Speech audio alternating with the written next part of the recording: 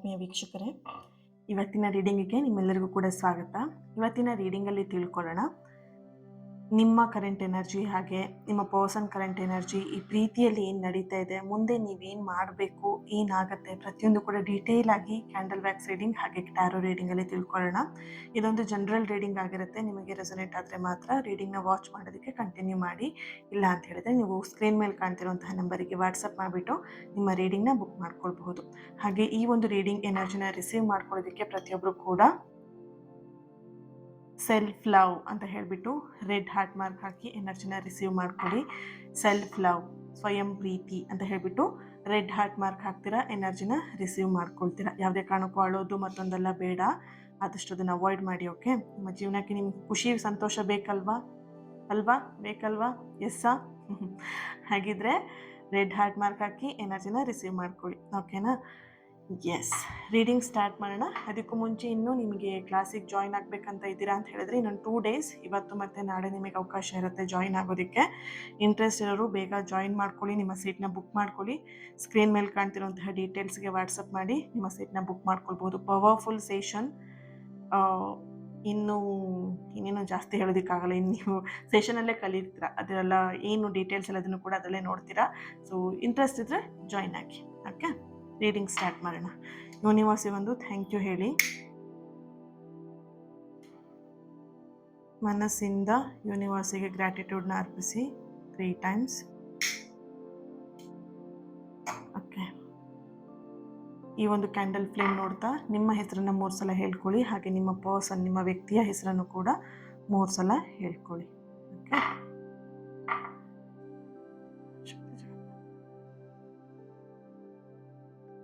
ಮೊದಲು ನಿಮ್ಮ ಎನರ್ಜಿಲಿ ಏನು ಬರ್ತಿದೆ ಸಂದೇಶ, ನಿಮ್ಮ ಎನರ್ಜಿಗೆ ಕನೆಕ್ಟ್ ಮಾಡಿದಾಗ ಏನು ಬರುತ್ತೆ ಚೆಕ್ ಮಾಡೋಣ.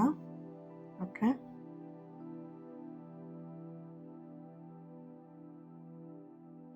ನಿಮ್ಮ ಎನರ್ಜಿಲಿ ಸದ್ಯಕ್ಕೆ ನೀವು ತುಂಬಾ ಸುಸ್ತಾಗಿರುವಂಥದ್ದು. ಸುಸ್ತು ಅಂತ ಹೇಳಿದ್ರೆ ಕೆಲಸ ಮಾಡಿ ಸುಸ್ತಲ್ಲ, ಈ ಪ್ರೀತಿಯಲ್ಲಿ ಒಂದಷ್ಟು ಪ್ರಯತ್ನವನ್ನು ಪಟ್ಟು ಅಥವಾ ನಿಮ್ಮ ಒಂದು ಸತತವಾಗಿರುವಂಥ ಪ್ರಯತ್ನವನ್ನು ಹಾಕ್ತಾ ಎಲ್ಲೋ ಒಂದು ಕಡೆ ನೀವು ಡಿಪ್ರೆಸ್ ಆಗ್ತಾ ಇರುವಂಥದ್ದು, ಕಣ್ಣೀರು ಹಾಕ್ತಾ ಇರುವಂಥದ್ದು, ಕೊರಗ್ತಾ ಇರುವಂತಹ ಒಂದು ಎನರ್ಜಿ ಇದೆ. ಈ ಒಂದು ಸದ್ಯದ ಪರಿಸ್ಥಿತಿಯಲ್ಲಿ ನಿಮ್ಮ ಕರೆಂಟ್ ಎನರ್ಜಿಯಲ್ಲಿ ತುಂಬಾ ದಣಿದು ಹೋಗಿರುವಂಥದ್ದು, ಸುಸ್ತಾಗಿರುವಂಥದ್ದು, ನಿಮ್ಮ ಸಂಗಾತಿಗೋಸ್ಕರ ನೀವು ನಿಮ್ಮ ಒಂದು 100% ಪ್ರಯತ್ನವನ್ನು ಹಾಕಿದ್ದೀರಾ. ಆದರೆ ಅದು ಬದಲಾಗಿ ನಿಮಗೆ ಸಿಕ್ಕಿದ್ದು ಕೇವಲ ಮೌನ. ಅವರಿಂದ ಸಿಕ್ಕಿರುವಂಥದ್ದು ಮೌನ, ಕಣ್ಣೀರು ಮತ್ತು ಕಡೆಗಣನೆ.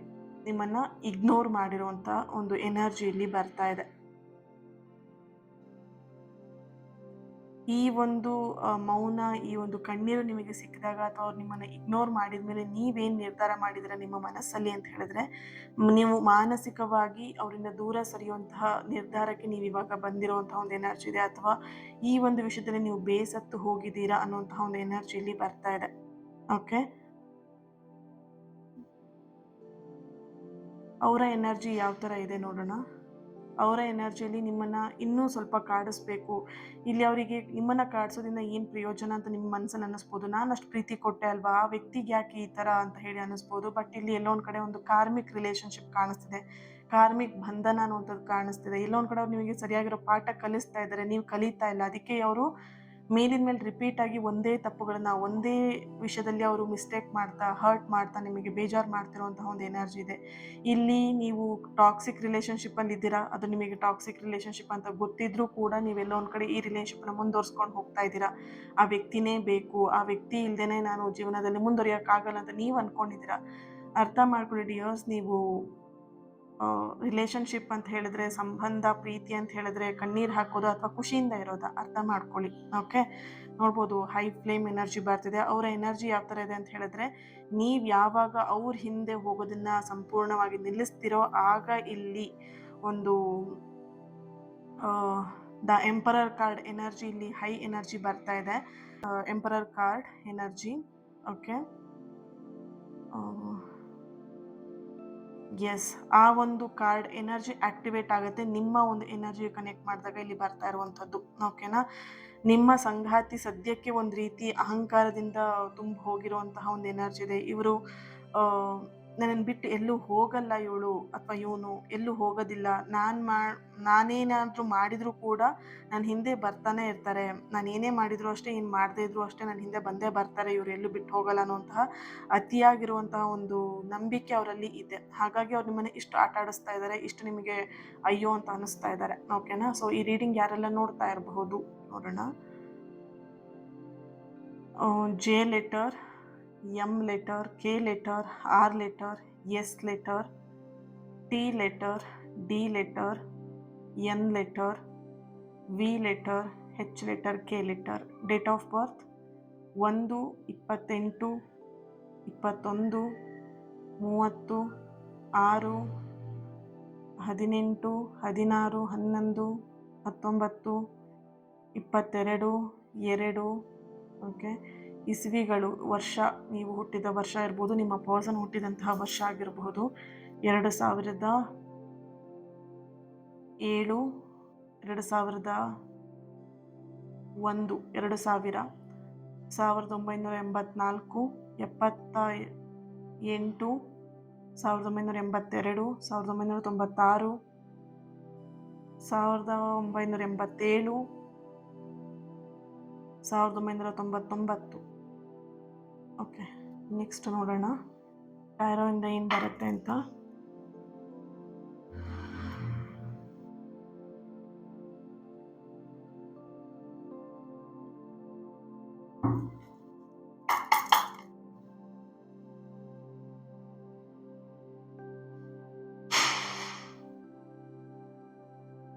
S,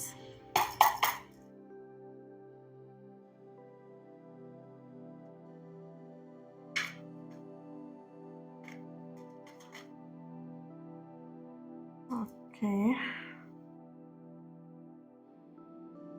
2 of Swords.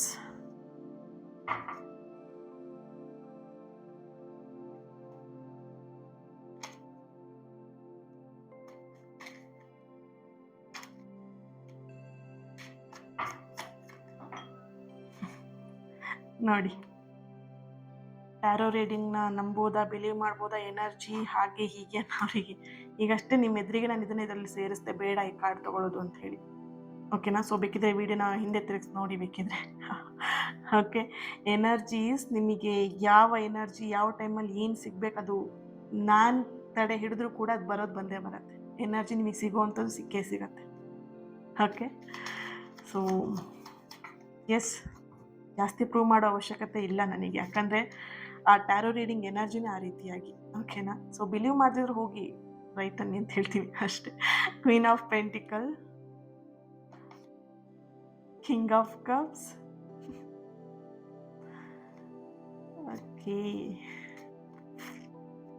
ಕೆಲವೊಂದು ವಿಷಯಗಳು ಹಾಗೆ ನಮ್ಮ ಲೈಫಲ್ಲಿ ಬರಬೇಕು ಅಂತ ಇದ್ದರೆ 10 ಜನ ತಡೆದ್ರೂ 100 ಜನ ತಡೆದ್ರೂ ಬರೋದು ಹೇಗಿದ್ರೂ ದಾರಿ ಮಾಡ್ಕೊಂಡು ಬಂದೇ ಬರುತ್ತೆ. ಇದೊಂದು ಬಿಲೀವ್ ಮಾಡಿ. ಬಿಲೀವ್ ಮಾಡಿ. ಓಕೆ, ನೈಟ್ ಆಫ್ ಕಪ್ಸ್ ಬರ್ತಿದೆ. So beautiful positive energy. 4 of cups ಕೂಡ ಇದೆ. Okay, bottom of the card ನೋಡ್ಬೋದು, ಕಿಂಗ್ ಆಫ್ ಪೆಂಟಿಕಲ್.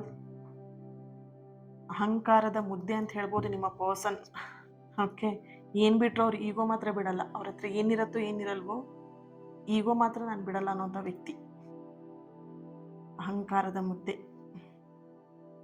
ಓಕೆ, ನೋಡೋಣ. ಅಹಂಕಾರ ಕರಗಿಸೋದಕ್ಕೆ ಸಮಯ ಬಂದೇ ಬರುತ್ತಲ್ವಾ? ನೋಡೋಣ.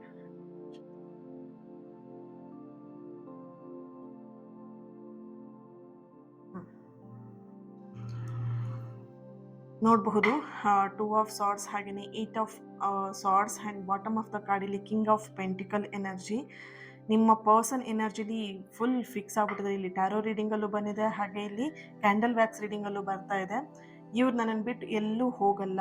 ನಾನೇನು ಮಾಡಿದ್ರು, ನಾನೇನೇ ತಪ್ಪು ಮಾಡಿದ್ರು, ನಾನೇನೇ ಇವರಿಗೆ ಹರ್ಟ್ ಮಾಡಿದ್ರು ನನ್ನ ಹಿಂದೆ ಇವ್ರು ಬಂದೇ ಬರ್ತಾರೆ, ನನ್ನ ಹಿಂದೆ ಬರೋದಂತೂ ಇವ್ರು ಬಿಡೋದಿಲ್ಲ ಅಂತ ಹೇಳಿ ಫಿಕ್ಸ್ ಆಗ್ಬಿಟ್ಟಿದ್ದಾರೆ ನಿಮ್ಮ ಪರ್ಸನ್. ಓಕೆನಾ? ಅನ್ನೋ ಈ ಥರದ ಒಂದು ಭಾವನೆ ಏನಿದೆ ಅದು ತುಂಬಾ ಅವರಿಗೆ ಕಾನ್ಫಿಡೆಂಟ್ ಇದೆ ಈ ವಿಷಯದಲ್ಲಿ. ನೀವೆಲ್ಲೂ ಬಿಟ್ಟು ಹೋಗಲ್ಲ ಅನ್ನೋದು ಕಾನ್ಫಿಡೆಂಟ್ ತುಂಬ ಇದೆ ಅವರಿಗೆ. ಅದೇ ಅವರಿಗೆ ಇಷ್ಟು ಪ್ರಾಬ್ಲಮ್ ನಿಮಗೆ ಮನಸ್ಸಿಗೆ ನೋವು ಕೊಡೋದಕ್ಕೆ ಕಾರಣ ಆಗ್ತಾ ಇರುವಂಥದ್ದು. ಆ್ಯಂಡ್ ಇಲ್ಲಿ ಇನ್ನೊಂದು ಥಿಂಗ್ ಇಲ್ಲಿ ಬರ್ತಿರುವಂತಹ ಎನರ್ಜಿ ಏನು ಅಂತ ಹೇಳಿದ್ರೆ 8 ಆಫ್ ಸಾರ್ಡ್ಸ್. ಓಕೆನಾ?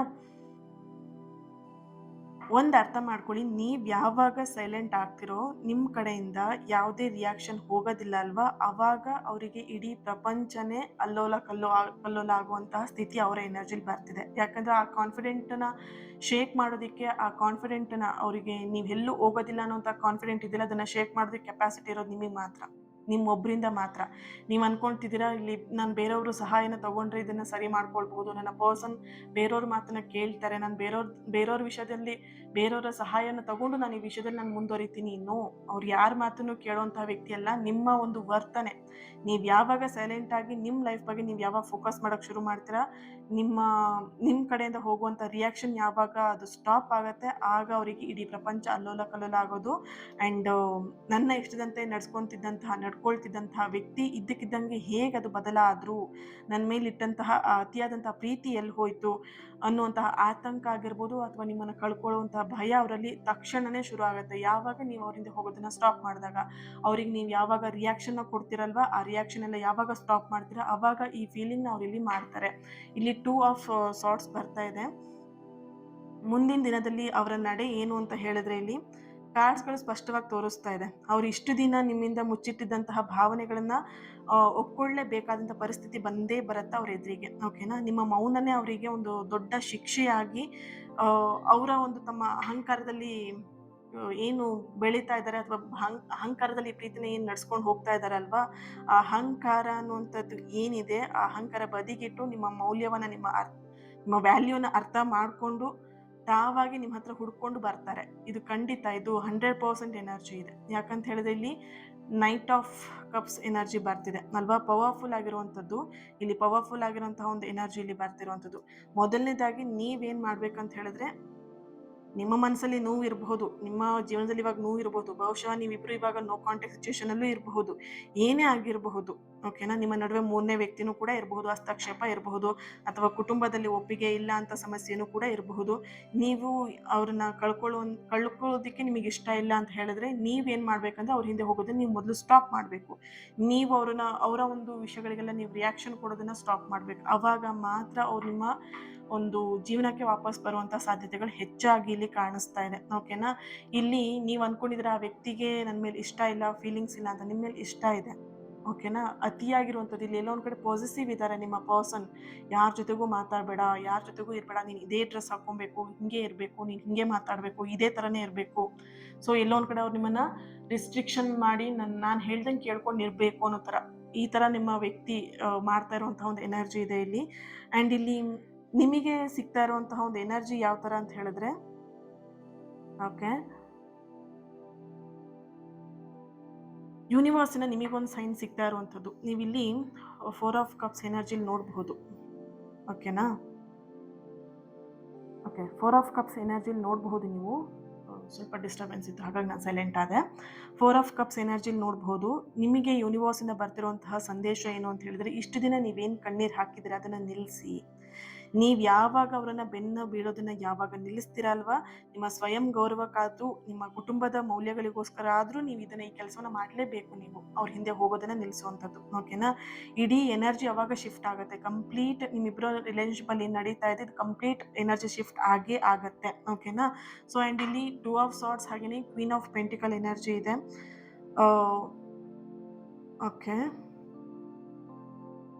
ಕ್ವೀನ್ ಆಫ್ ಪೆಂಟಿಕಲ್ ಎನರ್ಜಿಯಲ್ಲಿ ಯಾವಾಗ ನೀವು ಸೈಲೆಂಟಾಗಿ ನಿಮ್ಮ ಕೆಲಸ, ನಿಮ್ಮ ಕೆರಿಯರ್, ನಿಮ್ಮ ಸ್ವಂತ ಬೆಳವಣಿಗೆಯತ್ತ ನೀವು ಯಾವಾಗ ಗಮನವನ್ನು ಹರಿಸ್ತೀರ ಅಲ್ವಾ, ಆಗ ಅವರಿಗೆ ನಿಮ್ಮ ನಿಜವಾಗಿರುವಂತಹ ಅರ್ಥ, ನಿಮ್ಮ ನಿಜವಾಗಿರುವಂತಹ ಪ್ರೀತಿ, ನಿಮ್ಮ ವ್ಯಾಲ್ಯೂ ಅವ್ರಿಗೆ ಅವಾಗ ಅರ್ಥ ಆಗುತ್ತೆ, ಅವಾಗ ತಿಳಿಯುತ್ತೆ. ಅವರಿಗೆ ನಿಮ್ಮ ಕೊರತೆ ಕಾಡೋದಕ್ಕೆ ಪ್ರಾರಂಭ ಆಗಬೇಕು. ನೀವು ಅದನ್ನು ಮಾಡಬೇಕು. ಅವರಿಗೆ ನಿಮ್ಮ ಒಂದು, ನೀವು ಹೇಗಿದ್ದೀರ ಅಂದರೆ ಕಂಪ್ಲೀಟ್ 24/7 ಅವರಿಗೆ ಅವೈಲೇಬಲ್ ಆಗಿಬಿಟ್ಟಿದ್ದೀರಾ.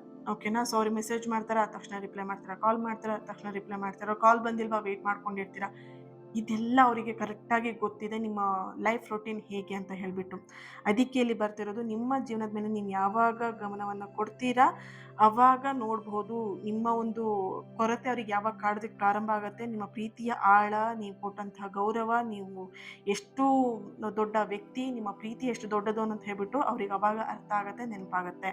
ಓಕೆನಾ, ಸೊ ಇಲ್ಲಿ ನೈಟ್ ಆಫ್ ಕಪ್ಸ್ ಎನರ್ಜಿ ಹಾಗೆ ಕಿಂಗ್ ಆಫ್ ಕಪ್ಸ್ ಎನರ್ಜಿಲಿ ಬರ್ತಿರುವಂಥದ್ದು. ಡಿವೈನ್ ಕನೆಕ್ಷನ್ ಎನರ್ಜಿ ಕೂಡ ಇದೆ ಇಲ್ಲಿ. ಯಾರು ಇಲ್ಲಿ ಆ, ಈ ಒಂದು ರಿಲೇಶನ್ಶಿಪ್ಪಲ್ಲಿ ತುಂಬ ಅಟ್ಯಾಚ್ಮೆಂಟ್ಸ್ ಇದೆ ಅಲ್ವಾ, ಇಲ್ಲೊಂದು ಕಡೆ ಸೋಲ್ಮೇಟ್ ಎನರ್ಜಿಗಿಂತ ಹೆಚ್ಚಾಗಿ ಟ್ವಿನ್ ಫ್ಲೇಮ್ ಎನರ್ಜಿ ಇಲ್ಲಿ ಬರ್ತಾ ಇದೆ. ಕಾರ್ಮಿಕ್ ಎನರ್ಜಿ ಇಲ್ಲಿ ಆಲ್ಮೋಸ್ಟ್ ನನಗೆ ಕ್ಯಾಂಡಲ್ ಬ್ಯಾಕ್ಸ್ ರೀಡಿಂಗ್ ಅಲ್ಲೇ ಬಂದಿದೆ. ಹಾಗೆಯೇ ಇಲ್ಲಿ ಕೂಡ ನೈಟ್ ಆಫ್ ಕಪ್ಸ್ ಎನರ್ಜಿ ಇರೋದ್ರಿಂದ ಟ್ವಿನ್ ಫ್ಲೇಮ್ ಕನೆಕ್ಷನ್ ಇದೆ. ಹಾಗಾಗಿ ಒಂದು ಅಟ್ಯಾಚ್ಮೆಂಟ್ ಜಾಸ್ತಿ ಇರುವಂಥದ್ದು, ಡಿವೈನ್ ಕನೆಕ್ಷನ್ ಅನ್ನುವಂಥದ್ದು. ಇಲ್ಲಿ ಚೇಸಿಂಗ್ ನಿಲ್ಲಿಸೋದು ಮಾತ್ರ ಇಲ್ಲಿ ಮೇನ್ ನಿಮಗೆ ಎನರ್ಜಿನೇ ಬರ್ತಿರೋದು. ನೀವು ಆ ಚೇಸ್ ಮಾಡುವಂಥದ್ದನ್ನು ಯಾವಾಗ ನಿಲ್ಲಿಸ್ತೀರಾ ಆವಾಗ ಮಾತ್ರ ಈ ರಿಲೇಶನ್ಶಿಪ್ ಅನ್ನುವಂಥದ್ದು ಚೇಂಜ್ ಆಗುತ್ತೆ ಅನ್ನೋಂಥ ಒಂದು ಎನರ್ಜಿ ಇಲ್ಲಿ ಬರ್ತಾ ಇದೆ. ಅರ್ಥ ಮಾಡ್ಕೊಳ್ಳಿ. ನದಿಯ ನೀರು, ಈಗ ಒಂದು ನೀರು ನದಿ ಹತ್ರ ಹೋಗ್ತೀರಾ ನೀವು, ಆ ನದಿ ನೀರನ್ನ ಹಿಡಿಯೋಕ್ಕಾಗತ್ತಾ ನಿಮಗೆ? ಬಲವಂತವಾಗಿ ಹಿಡಿಯೋದಕ್ಕಾಗತ್ತಾ? ನೀವು ಕೈಯಲ್ಲಿ ಹಿಡ್ಕೊಂಡ್ರು ಕೂಡ ನಿಮ್ಮ ಕೈ ಸಂದಿಯಿಂದ ಅದು ಹರ್ಕೊಂಡು ಏನಾಗುತ್ತೆ, ಹೋಗತ್ತೆ ಅಲ್ವಾ? ಅಬ್ಸರ್ವ್ ಮಾಡಿ ನೋಡಿ. ಈಗ ನದಿನೇ ಆಗಿರ್ಬೋದು, ನಿಮ್ಮ ಮನೆಯಲ್ಲಿರುವಂತಹ ಟ್ಯಾಪ್ ನಲ್ಲಿ ಏನಿರುತ್ತೆ ಅದ್ರಲ್ಲಿ ನೀವು ನೀರು ಹಿಡ್ಕೊಂಡ್ರು ಕೂಡ ಈ ಸಂಧಿ ಮೂಲೆಯಲ್ಲೆಲ್ಲ ಹರ್ಕೊಂಡು ಹೋಗ್ಬಿಡತ್ತೆ ನೀರು ಅಲ್ವಾ? ಹಿಡಿಯೋದಿಕ್ ಸಾಧ್ಯ ಇಲ್ಲ. ಅದೇನೆ ನೀವು ಯಾವಾಗ ಕೈನ ಅದಕ್ಕೆ ಸೈಲೆಂಟಾಗಿ ಈ ಥರ ಹಿಂಗೆ ಅಡ್ಡ ಇಟ್ಕೊಂಡು ನೋಡಿ, ನೀರು ಹರಿತಾ ಇರೋ ನೀರಿಗೆ, ಅವಾಗ ಏನು ಮಾಡುತ್ತೆ, ನೀರೆಲ್ಲ ಬಂದು ಇಲ್ಲಿ ಸ್ಟಾಕ್ ಆಗುತ್ತೆ ಅಲ್ವಾ? ಹಾಗೇನೆ ಇಲ್ಲಿ ನಿಮಗೆ ಪ್ರೀತಿಯಲ್ಲಿ ಬಲವಂತವಾಗಿ ನೀವು ಅವ್ರನ್ನ ಬೆನ್ನು ಹತ್ಕೊಂಡು ಹೋಗೋದು, ಬಲವಂತವಾಗಿ ನೀವು ಅವ್ರನ್ನ ಮಾತಾಡ್ಸೋದಕ್ಕೆ ಹೋಗೋದು, ಬಲವಂತವಾಗಿ ನೀವು ಅವ್ರಿಗೆ ಅವೈಲೇಬಲ್ ಆಗಿರುವಂಥದ್ದು ಏನಾಗುತ್ತೆ ಅಂತ ಹೇಳಿದ್ರೆ ತಪ್ಪಿಸ್ಕೊಂಡು ಹೋಗ್ತಾರೆ. ಈ ಸಂಧಿ ಮೂಲೆಯಲ್ಲಿ ನೀರು ಹಿಂಗೆ ಹೋಗುತ್ತಲ್ವಾ, ಆ ರೀತಿಯಾಗಿ. ಓಕೆನಾ? ನಿಮ್ಮ ಬಗ್ಗೆ ನೀವು ಯಾವಾಗ ಗಮನ ಕೊಟ್ಟು ನಿಮ್ಮನ್ನು ನೀವು ಯಾವಾಗ ವ್ಯಾಲ್ಯೂ ಮಾಡೋಕ್ಕೆ ಶುರು ಮಾಡ್ತೀರಾ, ನಿಮ್ಮಲ್ಲಿ ನೀವು ಯಾವಾಗ ಒಂದು ಸ್ಥಿರತೆ ಗೌರವನ ಹೊಂದೋಕ್ಕೆ ಶುರು ಮಾಡ್ತೀರಾ, ಆವಾಗ ತಾನೇ ಈ ಕೈ ಇಟ್ಟಾಗ ನೀರು ಹೇಗೆ ಬಂದು ಇಲ್ಲಿ ನಿಂತ್ಕೊಳ್ಳುತ್ತಲ್ವ, ಅದೇ ರೀತಿಯಾಗಿ ಅವರು ನಿಮ್ಮ ಜೀವನಕ್ಕೆ ಬಂದು ನಿಂತ್ಕೊಳ್ತಾರೆ. ಓಕೆನಾ? So don't worry dears. ಏನೇ ಲೈಫಲ್ಲಿ ಅಪ್ಸ್ ಆ್ಯಂಡ್ ಡೌನ್ಸ್ ನಡೀತಾ ಇದ್ರು ಎನರ್ಜೀಸ್ ತುಂಬಾ ಸ್ಟ್ರಾಂಗ್ ಆಗಿ ನಿಮ್ಮ ಸಪೋರ್ಟಿವ್ ಆಗಿದೆ. ನೀವು ಹಾಕ್ತಂಥ ಕಣ್ಣೀರು, ನೀವು ಹಿಂದೆ ಹೋಗೋದನ್ನ ಯಾವಾಗ ಸ್ಟಾಪ್ ಮಾಡ್ತೀರಾ, ಆ್ಯಂಡ್ ನಿಮ್ಮ ಎಲ್ಲ ಎನರ್ಜಿಗಳು ಮೇಲೊಬ್ಬ ನೋಡ್ತಾ ಇದ್ದಾನೆ. ಓಕೆನಾ? ಅವರ ಎನರ್ಜಿ, ಅವರ ಮಾಡ್ತಿರೋಂಥ ಈಗೋ ಆಗಿರ್ಬೋದು, ನಿಮಗೆ ಮಾಡ್ತಿರೋಂಥ ಹರ್ಟ್ ಆಗಿರ್ಬೋದು, ಅದನ್ನು ಕೂಡ ದೇವರು ನೋಡ್ತಾ ಇದ್ದಾರೆ. ಮೇಲೊಬ್ಬ ಇದ್ದೇ ಇರ್ತಾನೆ ನೋಡೋದಕ್ಕೆ. ಓಕೆನಾ?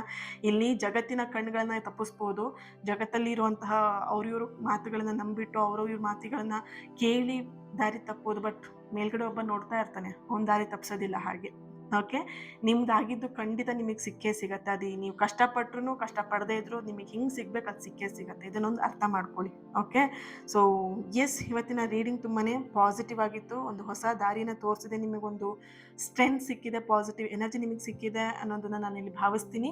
Thank you so much. ಈ ರೀಡಿಂಗಿಗೆ ಲೈಕ್ ಮಾಡಿ, ಶೇರ್ ಮಾಡಿ, ಯಾರ ಹತ್ರ ಶೇರ್ ಮಾಡ್ಕೊಳ್ಬೇಕಂತ ಅನ್ಸುತ್ತೆ ಅವ್ರ ಹತ್ರ ಶೇರ್ ಮಾಡ್ಕೊಳ್ಳಿ. ಆ್ಯಂಡ್ ಚಾನಲ್ನ ಸಬ್ಸ್ಕ್ರೈಬ್ ಮಾಡ್ಕೊಂಡು ನನ್ನ ಜೊತೆ ಕನೆಕ್ಟ್ ಆಗಿ ಇನ್ನಷ್ಟು ದೊಡ್ಡ ಫ್ಯಾಮಿಲಿ ಆಗಬೇಕು ನನ್ನ ಆಸೆ. ಇನ್ನಷ್ಟು ಜನಗಳಿಗೆ ರೀಚ್ ಆಗಬೇಕು, ಈ ವಿಡಿಯೋಗಳು ಎನರ್ಜಿ ರೀಚ್ ಆಗಬೇಕು ಅನ್ನೋದು ನನ್ನ ಆಸೆ. ಸೊ ಎಸ್, ಆದಷ್ಟು ಬೇಗ ಅದು ಕೂಡ ನೆರವೇರುತ್ತೆ. Thank you so much. ಹಾಗೆಯೇ ಇವತ್ತಿನ ದಿನ ಯಾರು ಬರ್ತ್ಡೇ ಆ್ಯನಿವರ್ಸರಿನ ಸೆಲೆಬ್ರೇಟ್ ಮಾಡ್ಕೊಳ್ತಿದ್ದೀರಾ, ನಿಮಗೆಲ್ಲರಿಗೂ ಕೂಡ ಒಳ್ಳೇದಾಗಲಿ. ಆ್ಯಂಡ್ ನಿಮ್ಮೆಲ್ಲರ ಆಸೆ ಕನಸುಗಳು ಆದಷ್ಟು ಬೇಗ ನೆರವೇರಲಿ ಅಂತೇಳಿ ಬ್ಲೆಸ್ ಮಾಡ್ತಾ, ಹೀಲ್ ಮಾಡ್ತಾ, ಕ್ಲಾಸಿಗೆ ಜಾಯ್ನ್ ಆಗೋರು ಆದಷ್ಟು ಬೇಗ ಜಾಯ್ನ್ ಆಗಿ. ಸ್ಕ್ರೀನ್ ಮೇಲೆ ಕಾಣಿಸ್ತಿದೆ ಅಲ್ವಾ, ಇವತ್ತು ಮತ್ತು ನಾಳೆ 2 ದಿನ ನಿಮಗೆ ಅವಕಾಶ ಇರುತ್ತೆ. ಪವರ್ಫುಲ್ ಆಗಿರೋ ಮಂತ್ರವನ್ನು ಪಡ್ಕೊಳ್ತೀರಾ, ಜೊತೆಗೆ ಮನಿ ಬೌಲ್ನ ಆಕ್ಟಿವೇಟ್ ಮಾಡೋದು, ಜೊತೆಯಲ್ಲಿ ನಿಮ್ಮ ಮನಿ ಬ್ಲಾಕೇಜಸ್ನ ರಿಮೂವ್ ಮಾಡುವಂತಹ ಒಂದು ಹೀಲಿಂಗ್ ಸೆಷನ್ ಕೂಡ ಇರುತ್ತೆ. ತುಂಬಾ ಪವರ್ಫುಲ್ ಸೆಷನ್, ಮಿಸ್ ಮಾಡ್ಕೊಳ್ದೇನೆ ಜಾಯ್ನ್ ಆಗಿ. ಆ್ಯಂಡ್ ನಿನ್ನೆಯಿಂದ ಒಂದು ನವರಾತ್ರಿ ಕೂಡ ಪ್ರಾರಂಭ ಆಗಿದೆ. ನಾನು ಸಂಜೆ ಮೇಲೆ ನೈಟ್ ನಾನು ಬ್ಯುಸಿ ಇರ್ತೀನಿ ಪೂಜೆಯಲ್ಲಿ. ತುಂಬ ಜನ ಕಾಲ್ ಮಾಡ್ತಾ ಇರ್ತಾರೆ, ಆದಷ್ಟು ಮೆಸೇಜ್ ಮಾಡಿ, ವಾಟ್ಸಪ್ ಮಾಡಿ, ಕಾಲ್ ಮಾಡಿಬಿಡಿ. ಮೆಸೇಜ್ ಮಾಡಿ ನೀವು ಕಾಂಟ್ಯಾಕ್ಟ್ ಮಾಡೋದಿದ್ರೆ. ಓಕೆನಾ? ಸೊ ಯಾಕಂದರೆ ನಾನು ರಾತ್ರಿ ಮೇಲೆ ಪೂಜೆಯಲ್ಲಿ ಇರ್ತೀನಿ, ಸೊ ಹಾಗಾಗಿ ನಿಮಗೆ ನಾನು ಅವೈಲೇಬಲ್ ಆಗಿರೋದಕ್ಕಾಗಲ್ಲ. ಸೊ ಹಾಗಾಗಿ thank you, lots of love.